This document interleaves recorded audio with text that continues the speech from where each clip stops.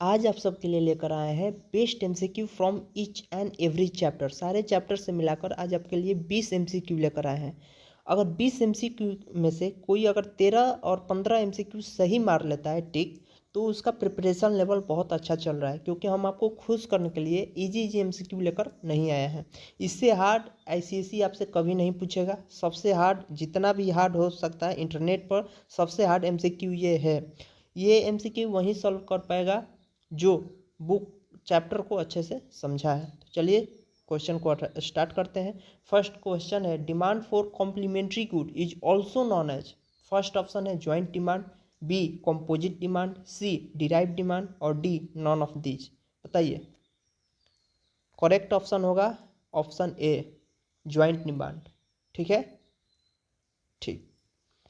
Question आता है second, which one is exception to the law of supply.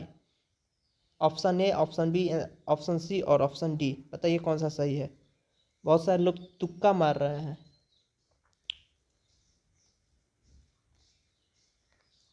Option B, ancient coins पर law of supply हमारा valid नहीं है। Question number 3, which one is not the factor of production. भाई ये तो मार लो, ये तो पता होगा। इसमें से कौन सा फैक्टर ऑफ प्रोडक्शन नहीं है। Land, labour, entrepreneurship, idea, capital. बताइए इसमें से कौन सा फैक्टर ऑफ प्रोडक्शन नहीं है।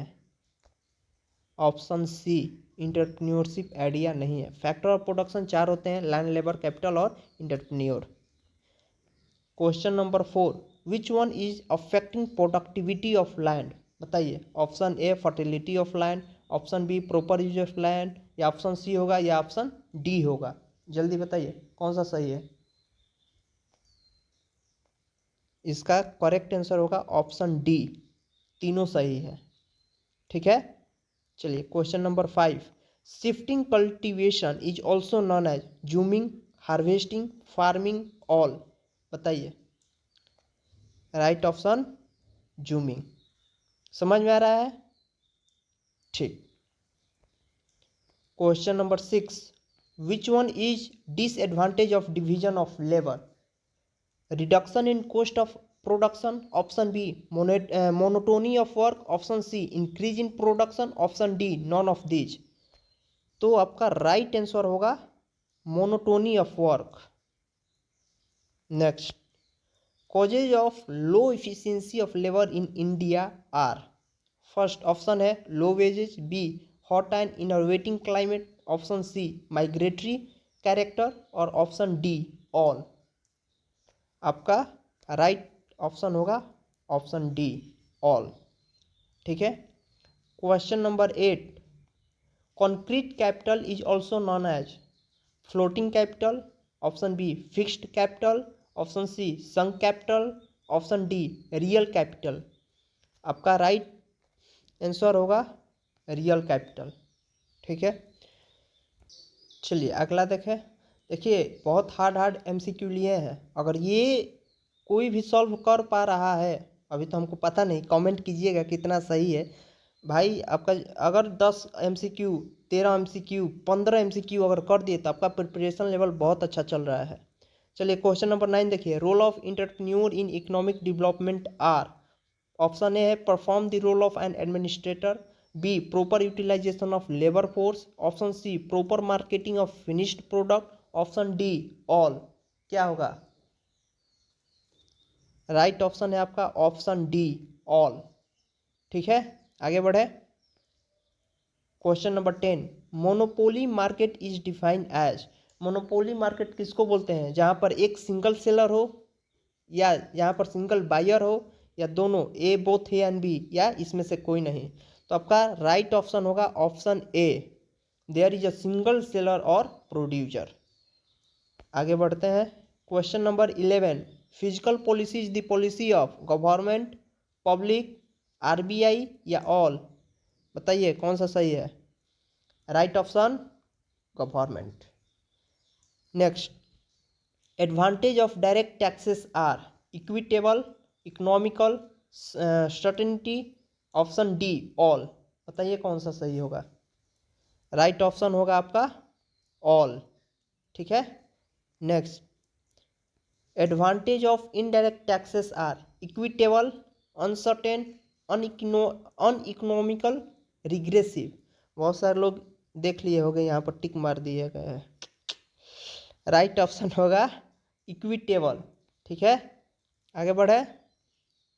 Role of public sector enterprises are balance regional growth, lack of clear cut objective, option C labour problem, option D lack of direct incentive. Right option होगा आपका balance regional growth. ठीक। Question number 15, argument in favour of privatisation are creation of competitive environment, option B clarity of objective, option C improvement in managerial efficiency, option D all of these. तो आपका option D होगा all of these. समझ में आ रहा है? 15 हो गया, कितना सही कर लिए भाई? अगर नहीं आ रहा है तो घबराने का ज़रूरत नहीं है, बहुत हार्ड एमसीक्यू हम लिए हैं। ठीक है, इतना एमसीक्यू हार्ड आपसे नहीं पूछेगा, लेकिन आपको हम प्रैक्टिस करवा रहे हैं कि अगर हार्ड आप प्रैक्टिस करेंगे तो इजी तो आप मतलब आसानी से कर पाएंगे। ठीक है, घबराने का ज़रूरत नहीं है। जिनको भी समझ में नहीं आ रहा है, नहीं हो पा रहा है, घबराने का ज़रूरत नहीं है। अगर कोई एवरेज बचा है, अगर वो 5 या 6 भी सही कर लेता है तो बहुत अच्छा है। इतना हार्ड पूछेगा ही नहीं ICSE. Question 16, walking inflation is also known as trotting inflation, running inflation, galloping inflation, none of these. बताइए कौन सा सही है?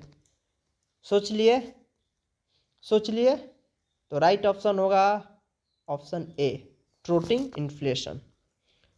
Question number 17, in which account people get maximum interest rate. किसमें इंटरेस्ट रेट सबसे ज़्यादा मिलता है? फर्स्ट ऑप्शन है fixed deposit account, option B current account, option C saving account और ऑप्शन डी रेकरिंग अकाउंट। बताइए कौन सा सही है? सही है आपका option A fixed deposit account. ठीक है, आगे बढ़े। Question number 18, which one is not the function of RBI. इसमें आरबीआई का फंक्शन कौन नहीं है? Issuing paper currency, option B bankers bank, option C lender of the last resort and option D perform the role of administrator. Right option कौन सा होगा भैया? बताइए, सोच लिए। राइट ऑप्शन होगा perform the role of an administrator. ये RBI का फंक्शन नहीं है। आगे बढ़े, चलिए। सीआरआर स्टैंड फॉर, सीआरआर का फुल फॉर्म क्या होता है? Cash reserve ratio, option B cash reduce return, option C central reserve room and option D none of these. बताइए कौन सा सही है? सोच लिए। Cash reserve ratio is your right option. And last question, question number 20, SLR stand for statutory liquid ratio, statutory liquidity ratio, statutory limiting ratio and option D standard liquidity ratio. आपका right option होगा option B statutory liquidity ratio. तो आप comment कीजिए कि आप कितना सही कर पाए। अगर कोई मान लीजिए कि जो एवरेज बचा होगा, हमको लगता है कि वो 5 या 6-7 वो करेक्ट कर लिया होगा। अगर कोई थोड़ा सा पढ़ने में तेज होगा तो वो 10 के करीब पहुंच गया होगा। अगर कोई ज़्यादा ब्रिलियंट होगा तो वो 15 के आसपास गया होगा। शायद ही कोई रेयर बच्चा होगा जो 17-18 एमसीक्यू सही किया होगा, वो अच्छे से चैप्टर पढ़ा है वहीं कर पाएगा। ठीक है, तो जो एवरेज बच्चे हैं वो मतलब घबराने का ज़रूरत नहीं है। बहुत हार्ड एमसीक्यू था, इतना हार्ड आपको एमसीक्यू नहीं मिलेगा। हम हार्ड आपको इसलिए प्रैक्टिस करा रहे हैं क्योंकि आपको हैबिट बना रहा है। इजी आएगा, आप इजीली उसको सॉल्व कर पाएंगे। तो मैंने अपना 100% दिया, सारा कुछ करा दिया हूँ इकोनॉमिक एप्लीकेशन में। All the very best for your exam.